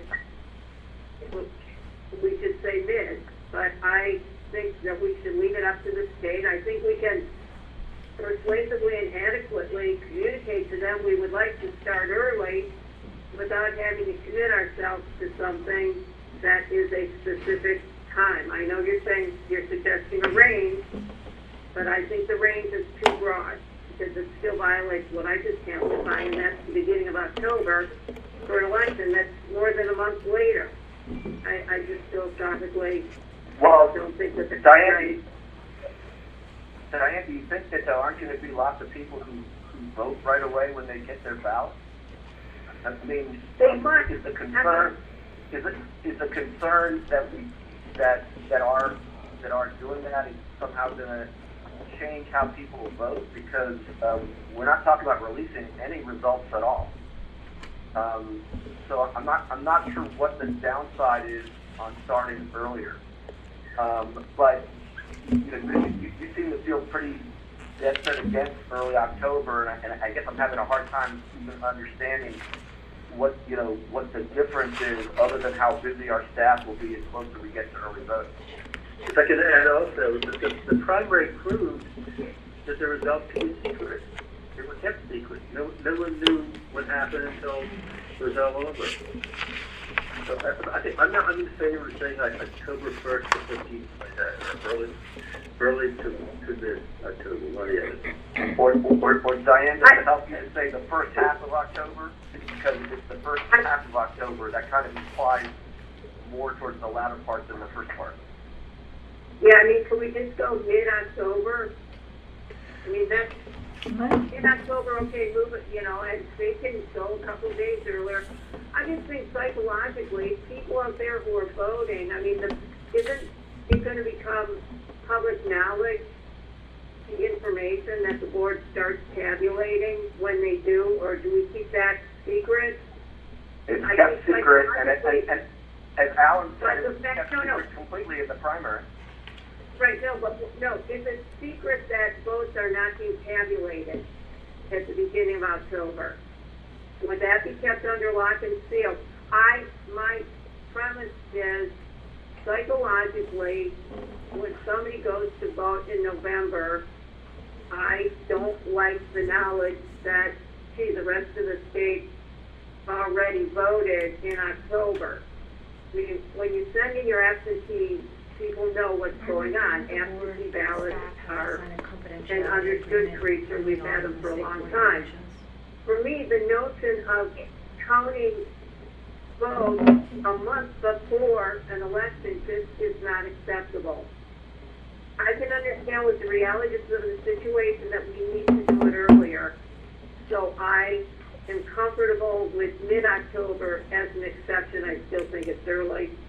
But the beginning of October just is, I think, out beyond the limit.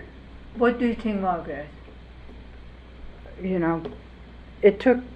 certified the election. We certified the election a month after, and that was with the beginning of accepting voted ballots and opening them, what would have been the equivalent of early voting. If we follow that same calendar, we will be certifying after the Electoral College meets. So that's the problem. And it certainly will be after the school board candidates won't be sworn in at all. So you suggest early to mid as the language? I was comfortable with Margaret's suggestion. I can understand why you might want to do it a week before early voting. That seems to be a meritorious argument in favor of doing it that early, but certainly not before that. Well, Margaret prefers isn't there early to mid. preparation involved in getting ready for early voting? That week Yes. before the actual start of the day, is there preparation going on by your staff to get ready for that? The week that early voting begins, the staff will begin delivering equipment on Monday, and Tuesday and Wednesday. And then Wednesday is the meeting of the election judges. So for us, the week to begin the process, a week prior to the opening of early voting, is that is the very latest date we should begin. Don't you think we should let the state? But I mean, isn't there something that you have to do in terms of getting the equipment ready or the materials ready or all those things packaged up? Isn't that occurring in the week before? No, Actually the delivering early, stuff? all the early voting materials, that's the first thing that gets prepared for sending out. So that'll have to be done, no later than the first week of October. Okay. Okay, so the motion on the floor is to request we begin our canvass between early to mid-October. Is there a second? Yes. It's been Second. seconded. Naheed, okay, second. any other discussion? Second. Okay. All those in favor of the motion seeking to begin our canvass between early and mid-October, say aye. Aye. Aye. Anyone opposed? Opposed? No. Okay, so it's all but 4-1. Diane, yes. Okay, Kevin, will you give an initial draft of that? Yep, yes, we'll get it done. And we also have the letter to the county The executive. suggested to make Yes. about the drafting, Kevin? You'll emphasize why we need to do this in terms of lack of judges and emphasizing voting by mail, and we'll have a huge amount of mail coming in, much more than usual. I will. Okay. Is there any other new business? I don't think we need to. We already talked about it. Any other new business? Okay, action items. Those are the items we discussed today? The minutes. The thank you notes. Yes. The action items are the things we discussed today. Okay, so Kevin's gonna do an initial draft of 2 letters, one to the county executive, recommending that $100 extra payment to the judges and workers, and the second letter to the state board and the governor, requesting that we begin our canvass between early and mid-October. There was a motion for additional ballot drop boxes to be Oh, yeah, issued. yes. Well, did we have, was that a motion? Or That was we a just motion. authorized? That was a motion. Yeah, Yeah, And that's done, we did that. It's an action item. right. Okay, for me. Margaret's, yes. And I believe there was a question from Alan about, did he say follow up on the booths? I didn't Alan? quite understand what he said Alan? originally at the beginning of the meeting. Lisa, What was the question? Lisa wants to know, Lisa, would you ask Alan what? Alan, did you ask a question earlier in the meeting to Ms. Jurgensen regarding, I believe it was booths? I didn't hear you very well, you were going But in and regarding out. what? And a request that you made to Ms. Jurgensen. About, I believe it was booths, but you were going in and out, so I didn't hear what you said. Voting booths, I believe, is what she's saying. I don't recall. I don't recall you saying that. No, I don't know. I didn't hear it very well. Okay, Doesn't recall. Alan doesn't recall that. I will Yes. listen back to them. Okay, so those are the action items. Margaret made a, hold on, Jim, I have one more to add. Margaret made a point about, making the absentee request more of a presence on the front page of the website. And I'd like to include that in the action items if we could. Okay, Okay. I think it's an excellent idea. Margaret's got that, good idea. Okay, now we move on to the approval of minutes. Minute. Lisa, do we have, all these So- minutes haven't been approved? So, no, they have not been approved, and they are in different states. So February 24th minutes were provided to the board members. The May 18th are impending for review, and hopefully I can get those out tomorrow sometime. The June 2nd you do have, that was provided to you, and the June 29th and July 1st are in process of completion and will be provided to the board. And the canvas minutes? That is Kevin's It's me. minutes. I think those are also pending. Yeah. That's Those me. aren't ready for today, Oh, right, Kevin? sorry. No, I have no idea how they want canvas minutes done for this. okay. Okay. I'm And, gonna take a and stab. Jim, So today, well, let me just say, so today we have email to the board. February Have they 24th. sent you out anything of what they I want? move we Wait, accept there's 2 for today, February 24th and June 2nd. and June 2nd. David, what'd you say? And I just wanted to remind the board that, I believe that I sent comments on the February minutes and that Alan sent comments on the June minutes. Okay, anyhow. Those are the 2 before the board All today. right, thank you. Yes. I move we accept, I'm talking about February 24, to accept what Lisa prepared. And we already have her minute, February 24. So not the amended minutes, but the No, ones that were sent to the board. just your minute. Is there a second?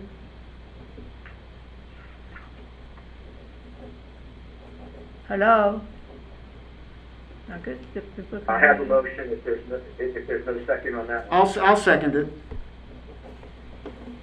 Who's there? I'll second it. Yeah, okay, Okay, any discussion, Naheed, did you? sure, no discussion. Yes, I'd like to speak to that.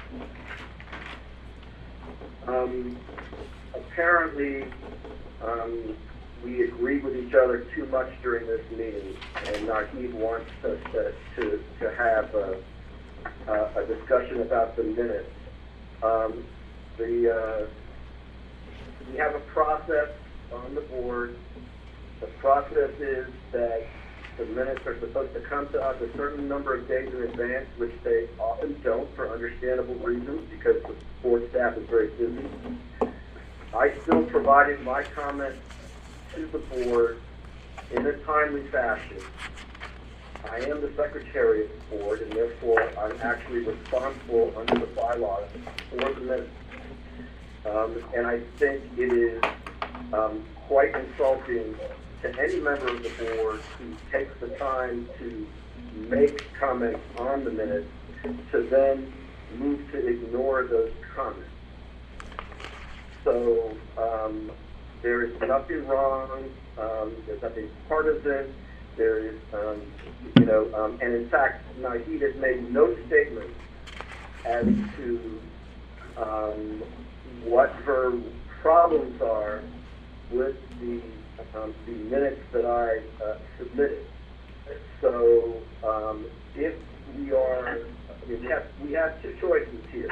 I am going to go through all of my changes as individual amendments to her motion, or we're going to vote it down and then, well, actually, I guess I have to go through all of my changes to this motion because if we were to approve the minutes as he has proposed them, then it'll be too late to amend the minutes.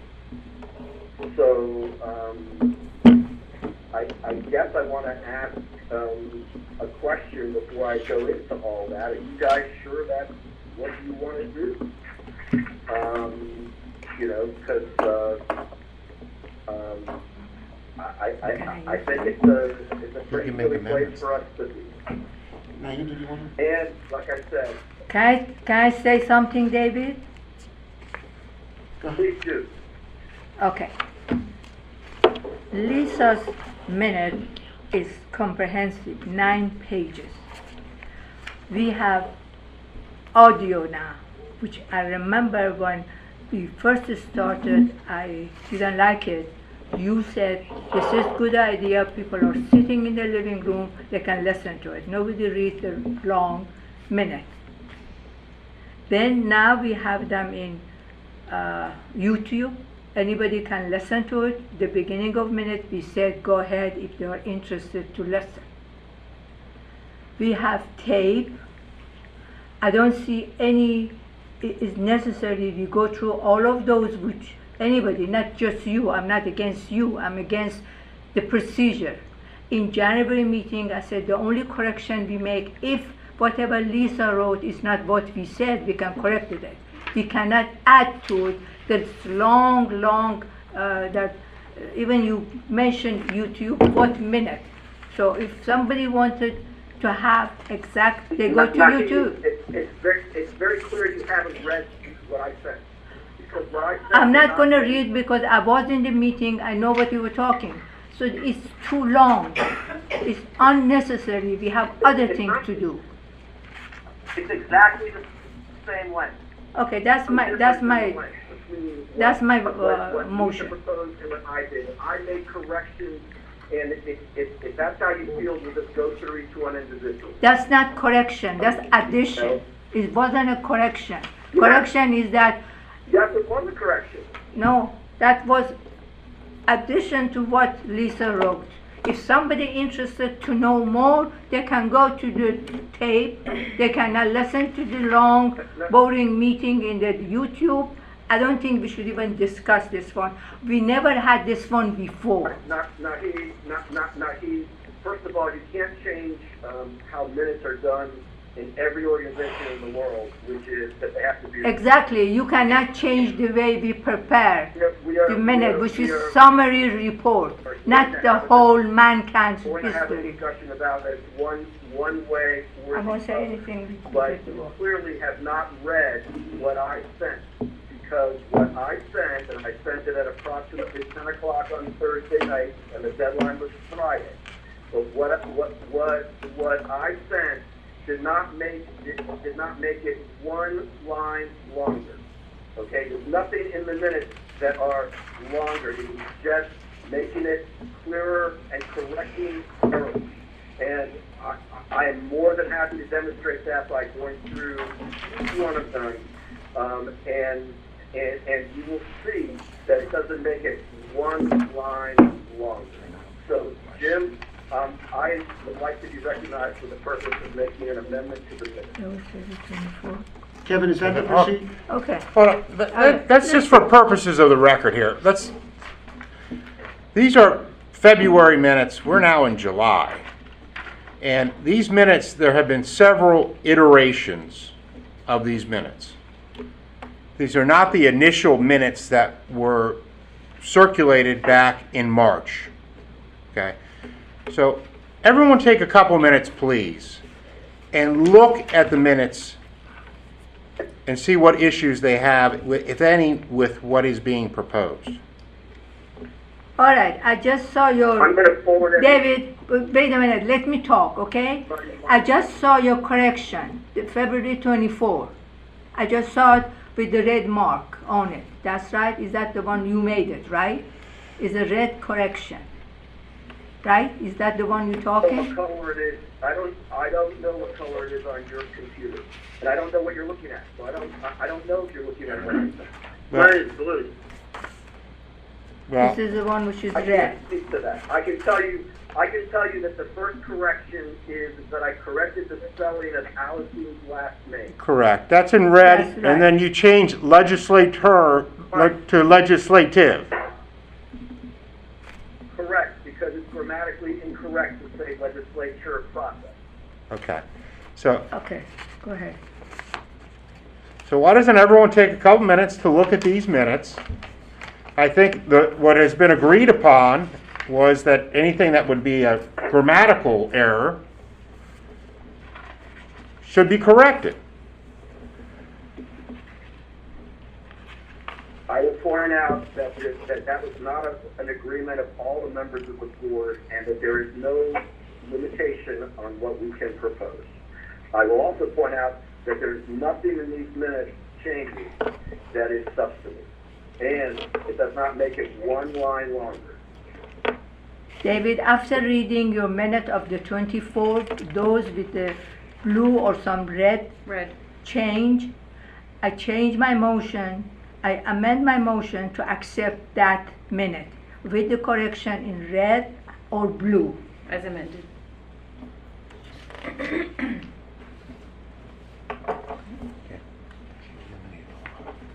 So, this is, Thank who, you. second, Not you. Jim, second. Yeah, I second that. So Nahid's motion now is to accept the minutes as amended in the changes that came in. By David as amended. I amended, yeah, Okay. okay. Is there any discussion? Okay, I do have a question that I put in the minutes that I'd like to get the answer to. The minutes make reference to the board briefly discussed a memo received from the State Board of Elections regarding the use of the network for the 2020 election. And I asked, if it's not confidential, can it be attached to the minutes? Nothing at this point is being attached to the minutes. It's an item under the documents. So it may not go with the minutes per se, but it'll be a document available under the February 24th meeting items. Why can't it go with the minutes? Because we reference it in the minutes that it's a document, and then that link will take you to that document. Oh, I see what you're saying. You're saying that while it may not be attached to the minutes, where it says distributed to the board, there will be some kind of a link that will take you to it. Correct. Is that what you're saying? Yes, that is Okay. correct, David. Then I'm good with that. And then the other thing, there's a comment that I put that should be taken out before the minutes are published. But I believe that there's a reference to an executive session where we still have to get minutes from that meeting. That is correct. Okay, that's all. Okay, good to go. That's all I wanted to make sure of. Thank All you. right, thank you. No further discussion. All those in favor of Nahid's amended motion, say aye. Aye. Aye. Anyone opposed? Okay, the minutes are accepted as amended. Lisa? Got that, thank you. June 2nd? I move we accept, do we have any correction on that one? or- Yes. Yes, What we is did. it? I didn't see Alan? the They were distributed, but Is yes, that they're the from Alan. grammar? From Alan. Hmm? Yes. These were Alan's changes.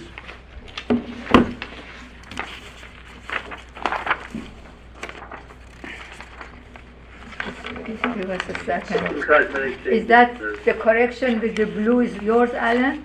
It would appear so. Yes, Okay, I move we accept the minute which was As amended. corrected by Alan. is there a second? Second. Okay. Diane seconds. Any discussion on Nahid's motion? All those in favor of Nahid's motion, say aye. Aye. Aye. Anyone opposed? Okay, they're accepted unanimously. Okay, so we still have those other minutes for the future.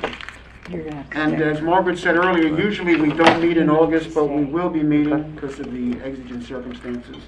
So our next meeting is, unless Margaret has a change or a need to change, August 17th at 2:30. Is there a motion to adjourn? I move we adjourn the Is meeting. there a second? Do we need to adjourn the Board of Canvassers as well? Second. That was in recess. Do we have Okay. anything else? Now he- All those in favor of adjournment, say aye. Aye. Aye. No one opposed? All right, everybody, stay safe.